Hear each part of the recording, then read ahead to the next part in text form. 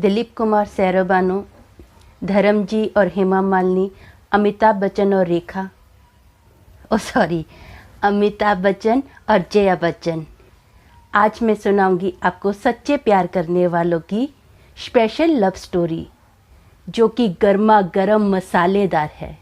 कि अगर तू मुझसे प्यार करता है और मुझसे शादी करना चाहता है तो मुझे कल का कल लेके जा, नहीं तो मुझे भूल जा। वो लड़का अपनी जान हथेली पर रखकर मेरे परिवार की बिना परवाह किए मुझे लेने आया। दोस्तों,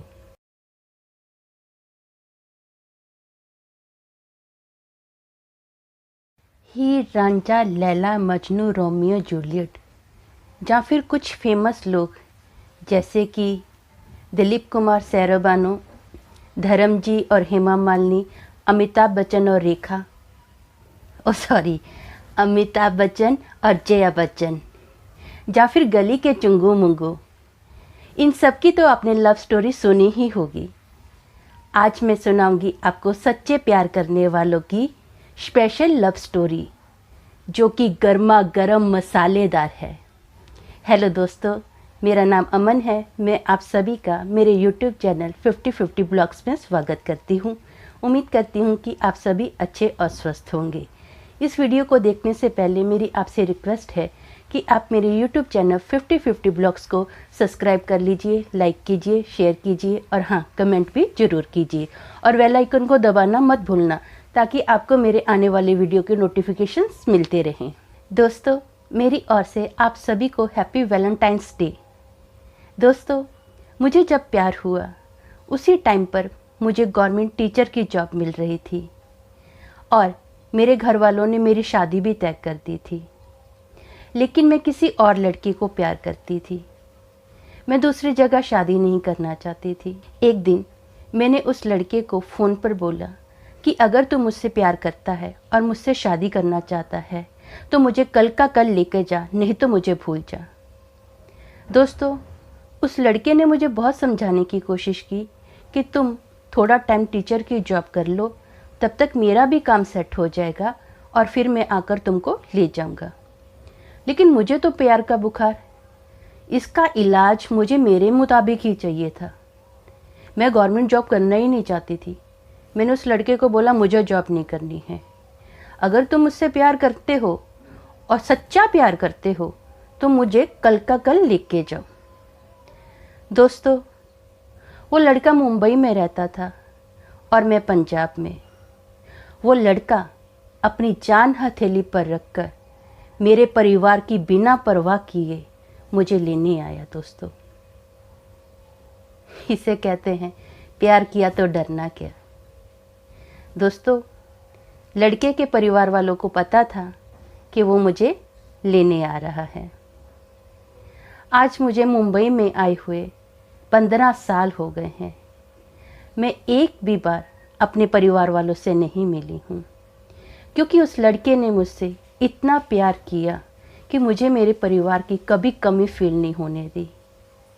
वो बच्चे की तरह लड़का मुझे बच्चे की तरह मेरा ध्यान देता है, मुझसे प्यार करता है। तो फिर और क्या चाहिए जीवन में। जब सच्चा प्यार करने वाला आपके साथ हो तो सारी मुसीबतें ऐसे ही निकल जाती हैं हंसते हंसते। दोस्तों, मेरा जो दूसरा किस्सा है वो मेरी पहचान के एक अंकल आंटी थे, उनका है। मेरे जो अंकल थे बहुत हैंडसम थे। अंकल के कई अफेयर थे, क्योंकि अंकल है ही इतने हैंडसम थे। अंकल की शादी की उम्र हो गई तो परिवार वालों ने सोचा कि क्यों ना अंकल की शादी की जाए। उन्होंने अंकल की शादी के लिए कई जगह बात कर कर रखी थी। एक जगह अंकल को शादी के लिए रिश्ता आया। परिवार वालों ने तो बोल दिया कि हम लोग लड़के को साथ लेकर आ रहे हैं, लेकिन मेरे अंकल शादी नहीं करना चाहते थे। उन्होंने परिवार वालों को साफ मना कर दिया कि मैं नहीं आऊँगा लड़की देखने के लिए, मुझे अभी शादी नहीं करनी है। अब परिवार ने जुबान दी हुई है। आप जानते हो बड़ों की ज़ुबान का कितना वैल्यू होता है। परिवार वालों ने लड़के को फोर्स किया, मतलब मेरे अंकल को फोर्स किया कि तू एक बार हमारे साथ चल, लड़की देख ले, पसंद आए तो ठीक, नहीं तो तू उसको ना बोल देना। परिवार के कहने के मुताबिक मेरे अंकल लड़की देखने गए। मेरे जो आंटी थे उनकी हाइट बहुत कम थी, फिर भी मेरे अंकल को लड़की से पहली नज़र में ही प्यार हो गया। अंकल आंटी की शादी हो गई। हम लोग उनकी जोड़ी को अमिताभ बच्चन और जया बच्चन की जोड़ी कहते थे। अंकल आंटी एक दूसरे से बहुत प्यार करते थे। अंकल के जितने भी अफेयर थे अंकल ने सब बंद कर दिए, क्योंकि वो आंटी को दिल से चाहते थे और आंटी भी दिलो जान से अंकल को प्यार करते थे। मेरे जो अंकल थे वो बिजली बोर्ड में काम करते थे। एक दिन काम करते करते अंकल को आग लग गई। उनकी बॉडी बहुत बुरे से जल गई थी। अंकल का बचना नामुमकिन था। डॉक्टरों ने ऑलमोस्ट ना ही बोल दिया था कि अब तो ऊपर वाले के हाथ में है उनका बचना या मरना। जब आंटी ने अंकल की हालत देखी तो आंटी के दिमाग पर इतना बुरा सदमा ठहरा कि आंटी पागल हो गए। आंटी को बहुत बड़ा झटका लगा था अंकल की हालत देखकर। आंटी को पागलपन की हालत में कुछ याद नहीं रहता था। एक दिन तो आंटी ने क्या किया, पागलपन की हालत में मेरे भाई का गला ही दबा दिया। सब लोगों ने आंटी को पकड़ा और मुश्किल से मेरे भाई की जान बचाई। लेकिन पागलपन में भी आंटी को अंकल कभी नहीं भूले। आंटी पागलपन की हालत में भी डेली अंकल के पैर छूते थे और उनको अपने हाथों से खाना खिलाते थे। मेरे अंकल तो धीरे धीरे ठीक हो गए, लेकिन मेरी आंटी को पागलपन के दौरे बहुत पड़ने लग गए थे। मेरे अंकल ने बहुत आंटी का इलाज करवाया। दिन रात आंटी के लिए वो जागते थे, टाइम पे उनका दवाई खिलाते थे, खाना खिलाते थे। पूरा केयर बच्चे की तरह अंकल ने आंटी का किया। आंटी काफ़ी हद तक ठीक हो गए।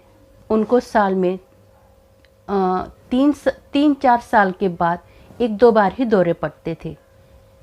मतलब इतना पूरी तरह से ठीक नहीं हुए थे, लेकिन कम हो गए थे उनके दौरे पड़ने। अंकल आंटी एक दूसरे से बहुत प्यार करते थे। अंकल का जो फेस था बहुत ख़राब हो चुका था। आंटी को भी पागलपन के दौरे पड़ रहे थे और आंटी को बच्चा भी नहीं था।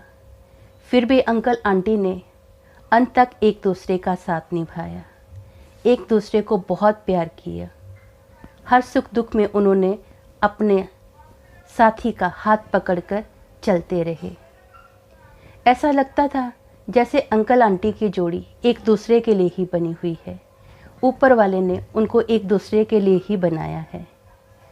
अगर आप भी ऐसे प्यार करने वाले हैं तो मुबारक हो। सिर्फ वैलेंटाइन डे ही नहीं, आपकी तो पूरी ज़िंदगी ही हसीन है। तो आपने मेरी ज़िंदगी के बारे में तो थोड़ा सुन ही लिया है। अब उसी टॉपिक पर थोड़ी कविता भी सुनिए। ये 50-50 ब्लॉक का स्टाइल है, थोड़ी ज़िंदगी थोड़ी कविता। फिज़ाएं शहनाई बजा रही हैं, लगता है तू करीब आ रही है। फिज़ाएं शहनाई बजा रही हैं, लगता है तू करीब आ रही है। उठ रहे हैं दिल में अरमा हज़ारों, सांसें तूफ़ानों की तरह बढ़ती जा रही हैं। संभालूं मैं कैसे जश्न काफ़िले को, कलमा तेरे नाम की पढ़ते जा रही हैं, कलमा तेरे नाम की पढ़ते जा रही हैं।